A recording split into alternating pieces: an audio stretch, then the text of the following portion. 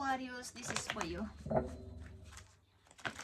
Today is November 2, guys. November na, guys. Okay, Aquarius, this is for you. Ngayong November 2. Tingnan natin ang inyong reading. Oh, message today. Okay, Aquarius.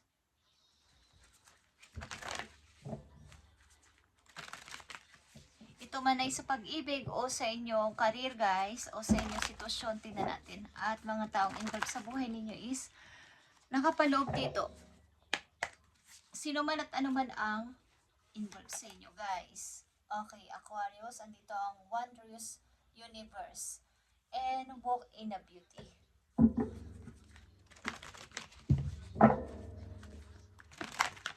Para sa mga Aquarius, ito ang inyong napakahalagang message today. At joy and delight. Open your heart to joy. Mukhang kayo ay masaya o magsasaya o dapat magsaya. Itong dalawang message na to ay tungkol sa pagsasaya o tungkol sa kayo ay nasasayahan o naliligayahan. Parang masasabi nyo na napakaganda ng mundo. Napakaganda ng nangyayari sa buhay ko. Okay, Aquarius? Open your heart to joy ang sinasabi sa inyo. And walk in a beauty, ibig sabihin, mamuhay kayo na parang ang ganda-ganda ng lahat o ng paligid. Okay, Aquarius, infinite abundance is here para sa'yo. Abundance is pouring in your life. Mukhang may mga biyaya at mga magagandang dumating sa inyong buhay. At maring kayo ay naglalayag o nasa malayong lugar. Guys, nakasakay sa barko. Okay. Barko. Kayo ba ay seaman? O kayo ba ay ang trabaho ay sa barko? Okay? Nasa malayo kayong lugar. Ang ilan sa inyong nandito sa reading ngayon. And ang ilan sa inyo ay papunta pa lang doon. So, get ready for a new horizon. Okay? Bago ninyong adventure sa buhay, Aquarius, is kayo ay maglalayag. Sa bansang hindi English ang sinasabi o wika. Sa bansang hindi English ang language.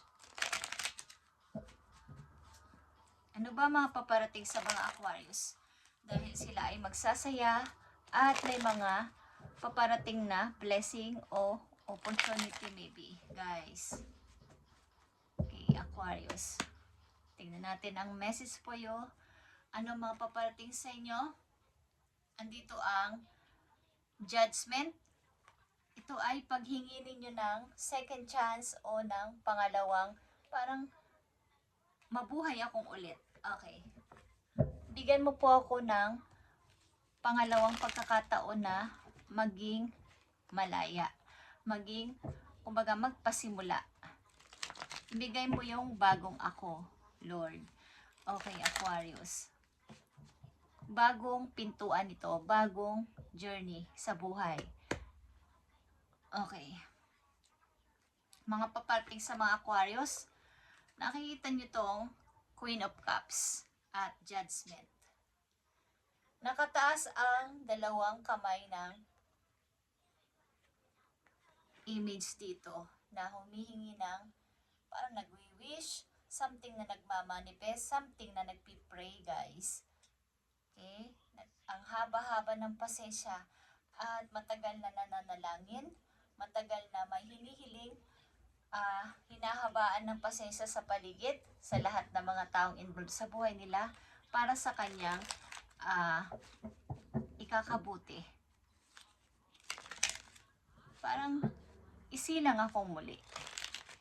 Bigyan mo ko ng isa pang chance na mamuhay ng payapa. Okay. Tahimik lang ang paligid. Okay, Aquarius, tingnan pa natin ang mga paparating sa inyo, guys. Lovers is paparating din sa inyo. The lovers is here. Okay. Ano pa ang paparating sa mga Aquarius? Six of Wands is here. Okay. Pag-abot sa pangarap ito, guys. Okay.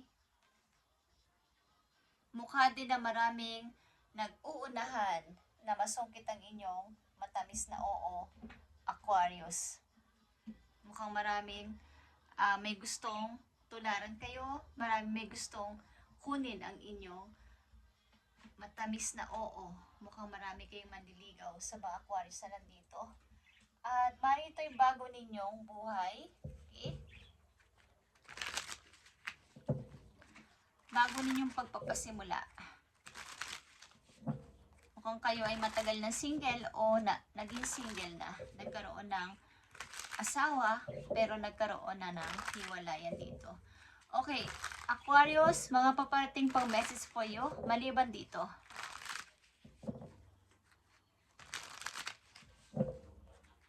Ito ay pagpapasimula sa buhay ng punong-puno ng parang wala na yung dati, wala na yung past.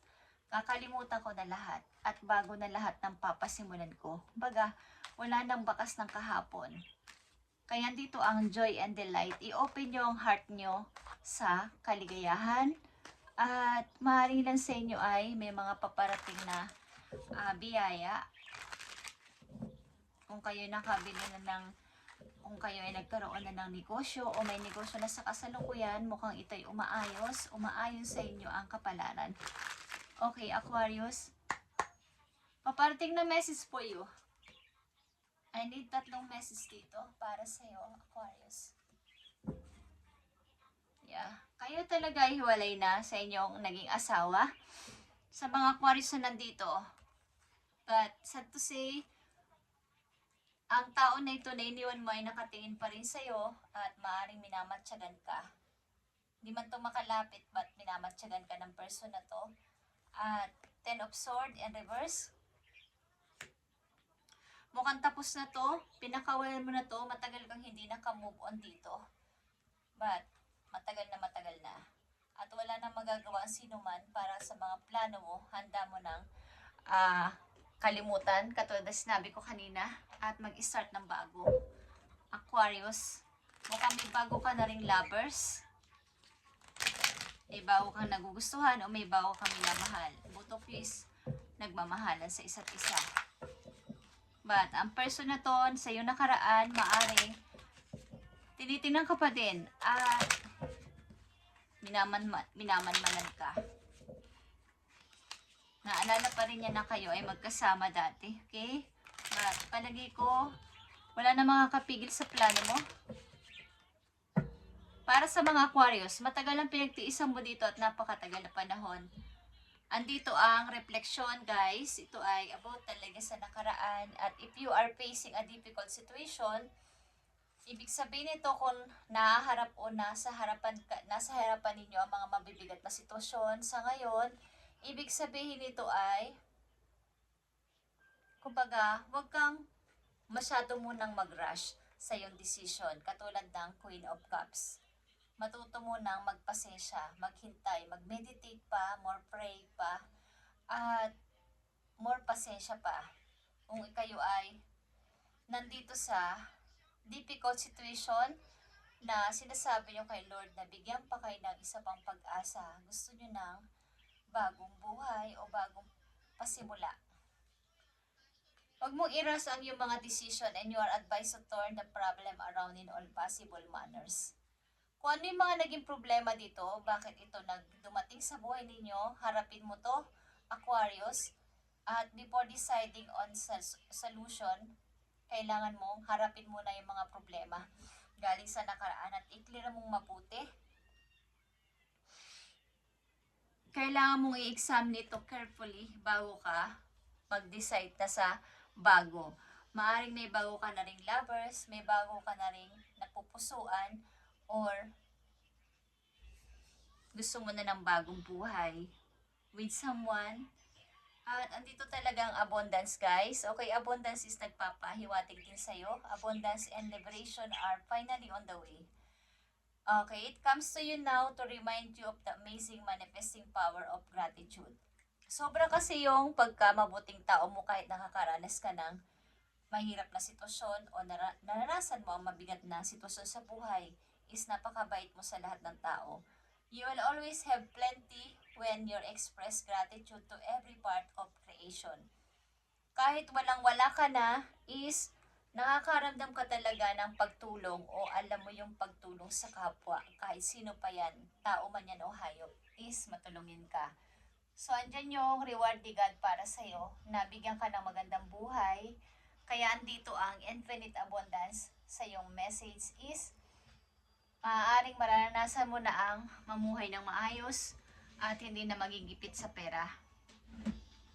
Okay, Aquarius. Maring ang tagal ng pinagtiisan mo dito kasama ang tao na to, na kung sino man to. At finally, maring nakalaya ka na at gusto mo na ng bagong buhay. So kung sa inyo kasalukuyan at kayo ay naguguluhan pa rin, is konti pang pray pa and meditate pa.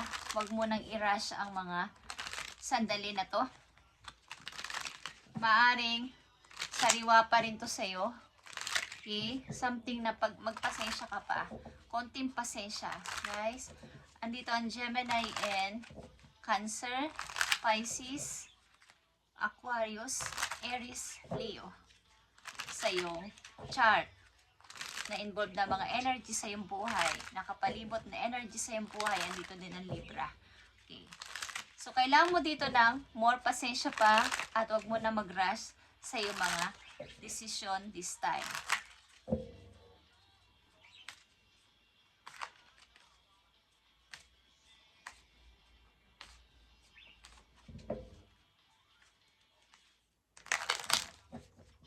Word na abundance is nagpapahiwatig sa'yo.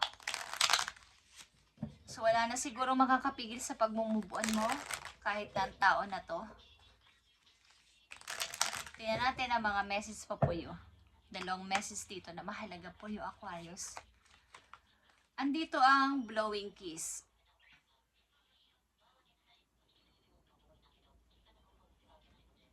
Siguro nga sa iyong kasalukuyan meron kang iniibig.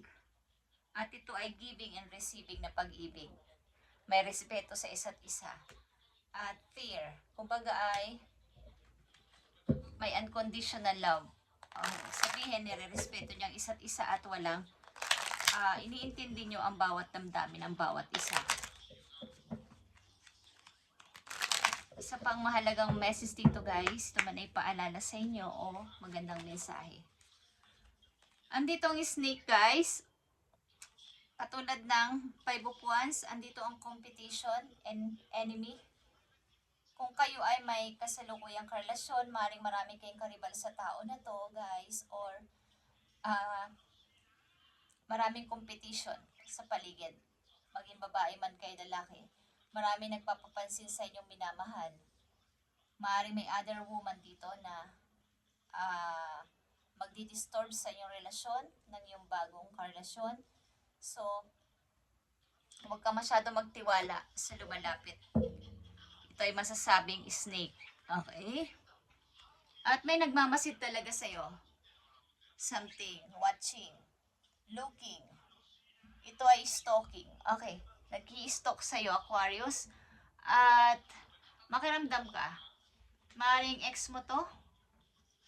Hindi matanggap ang iyong pag-move on na. Okay? Hindi niya matanggap na ikaw ay tuloy-tuloy na sa pag-move on, Aquarius. So, ang tao na to ay patingin-tingin pa din. At nakikisuyo sa ilang mga kakilala. Kahit di siya gumagalaw o hindi siya mismo ang nagre-research sa'yo o naghahanap sa'yo, mayroon siyang inuutusan. Okay? So, ikaw ay huwag masyado magmadali this time. Examine carefully ang iyong mga decision.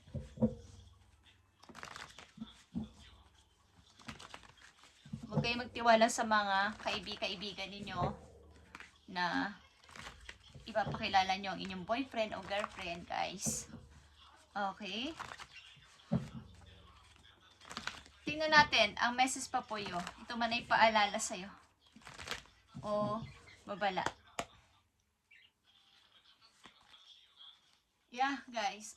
Andito na naman ang ito ay base chakra na may kinalaman sa inyong abundance, guys, o stability. So, andito din ang Buffalo at ito ay abundance. At nandito din ang infinite abundance sa inyong reading. So, maaaring kung kayo ay may negosyo, aani ito ng maayos. Something na kayo ay tutubo. Kung ano man ang klase na negosyo ninyo is maaaring may i-harvest na kayo. Okay. Ano pang message po you? Nakikita nyo ang material and spiritual prosperity. And spiritual union is here. Okay. May dalang tao dito talaga na magkikita someday. Something na kayo ay naka-long distance ang inyong relation ng tao na to. At maaring mayroon ditong magtatagpo together. Okay?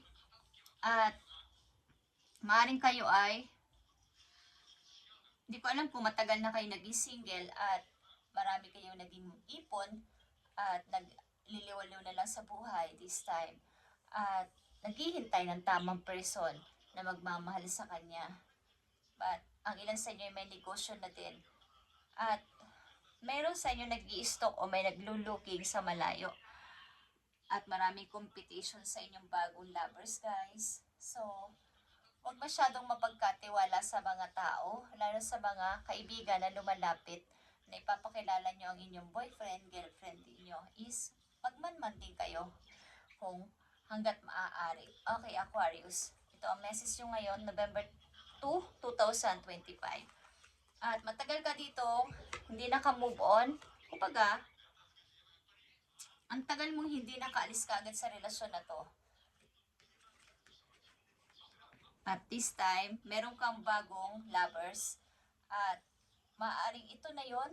Kaya lang maraming rival. At sinisikap mo na maging mahinahon dito, mapagpasensya. At hinihiling mo kay God na sana siya na. Sana siya na. Huwag na sana akong magkamali. Okay. Sa inyong negosyo, kung kayo may negosyo at sa inyong career, ay maayos naman guys at magiging okay ang inyong negosyo kung ito ay napasimulan nyo na. At kung magpapasimula kayo, napakagandang timing this month or this year guys. Okay, kayo ay magiging maayos ang pagpasok ng money this month or this year. Okay. So, Aquarius, ito inyong reading today. God bless sa inyo lahat, guys. At sa inyong pag-ibig, maging aware kayo sa mga taong pwedeng pumasok sa inyong, pumasok sa story ng inyong relasyon, guys. Okay? Kailangan kayo yung magsusulat ng inyong kwento. At kayo yung bida. Okay? At alam nyo kung sino ang kayo na rin ang director para alam nyo kung sino ang ilalagay nyo kontrabida. Just saying, guys. Sapagkat pag kayo pumasok sa relasyon, maraming nagdi-distract. Maraming naiinggit sa inyong masayang relasyon. Okay, guys? Just saying, nakikita ko. Aquarius, thank you and God bless.